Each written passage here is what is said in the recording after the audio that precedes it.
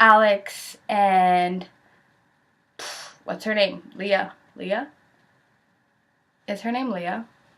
I can't remember right now. Lena. There we go.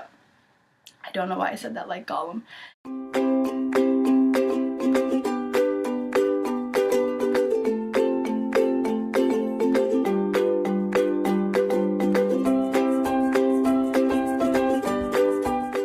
Hi and hello there, and welcome to another episode of Literary Devices. So while I was writing a couple of book reviews, I have gotten to the point where I just realized that I love authors and I love what they do, and that's why I want to become one so bad. But sometimes you guys just don't know when to quit. Like, I don't understand why there are so many novellas coming out for so many primary characters, like not even a secondary character that was so aloof that you maybe didn't notice and had a really interesting backstory, but characters that we would see throughout series or throughout novels would have their own novella for their own backstory. And this, I don't know why, but this is like so far slightly annoying. I haven't read any of them for the sole purpose that I don't feel like I need to.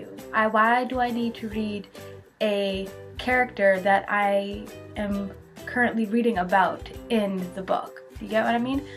For example, I was getting ready to do my selection review, and as I was just searching up the case that I believe America was in, because I couldn't remember, they said, oh, by the way, there is book 0.5, as all novellas are called, and it was about Prince Maxon, and I didn't understand why, because reading selection has taught me a lot about Prince Maxon so far.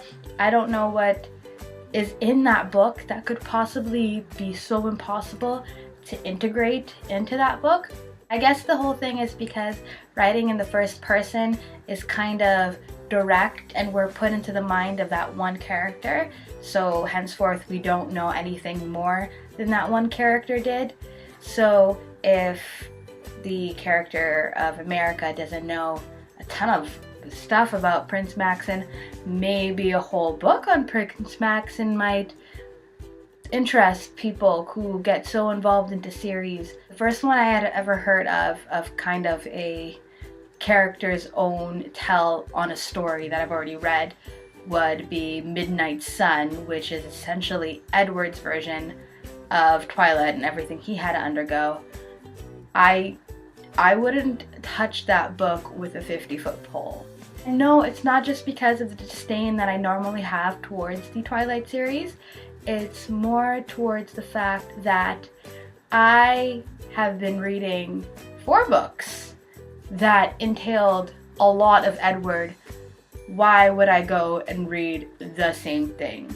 This character, where did he go? He was essentially there the entire time, and anytime he wasn't there, he would just come back and retell everything that he did to Bella. So why Stephanie Meyer? Why do I need Midnight Sun? Tell me, please. Another series that I heard that with is Dauntless. Dauntless is the name of the book. No, is Divergent, where 4 had his own series, and not series, but novella. And I can understand that 4 out of all the books that I mentioned so far had a lot more in-depth of a backstory. However, I got a lot of that backstory from Divergent. And later in Insurgent, he tells Treese a lot more. And I think, like, later when we figure out a lot more of the simulations, and if you haven't read Divergent, please do it because it's an awesome book. I don't know what I could tell you about 4, but essentially we learn a lot more about what made 4. So the purpose of this book, it seems to elude me. I don't understand why I couldn't get Veronica Roth to tell me through Treese exactly what it is that she would like me to know about 4, because I feel like if I am with this one character throughout this entire series, or at least at least 80% throughout the series, I don't need to know any more about this character. I don't. If you don't want to tell me, it's fine. Like, I sometimes wish I could hunt down J.K. Rowling and let her tell me every single inch about the Marauder's life, because they are characters that we didn't see one-on-one. They're characters that kind of flashed in and out of the Harry Potter series because the main character were Harry and his friends and the people who he went to school with. And sometimes we do lose some of the amazing secondary characters that we grow to love, and knowing a lot more about their backstory would be interesting.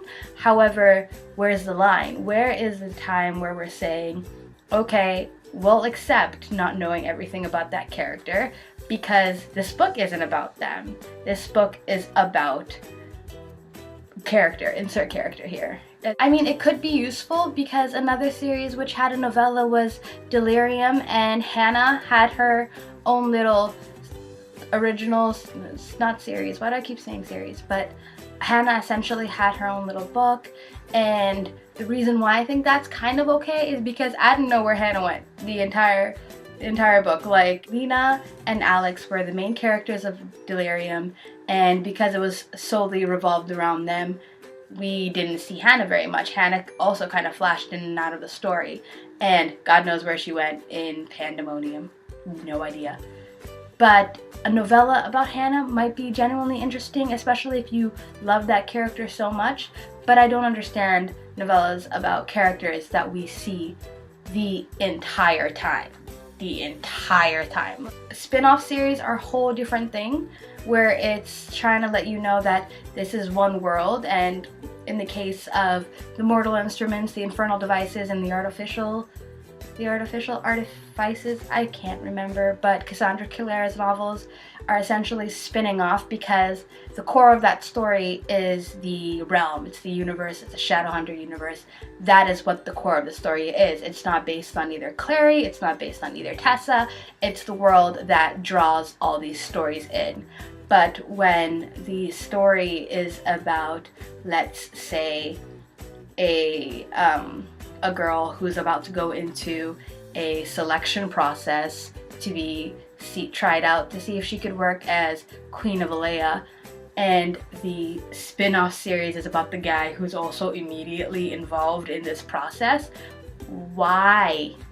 Instead of making me read a whole book, just give me a chapter where it's just like a one-on-one kind of thing. In the sense where writers always have to kind of understand that the reader can't or might not want to read the novella, you're going to have to insert the important tidbits of that novella into the definite series anyways. So again, what's the point of it? I don't get it. Like, if anybody understands why novellas are so important, please state your purpose and your rant somewhere in the comment section below, and I will try to understand it. Heck, you might even get me reading one. I really doubt it though. Have any recommendations, any questions and comments, please comment below or subscribe to me and let me know what it is that you think about novellas. Are they too much? Are they not enough sometimes? Let me know. Thanks for watching, everybody, and for God's sake, go read something.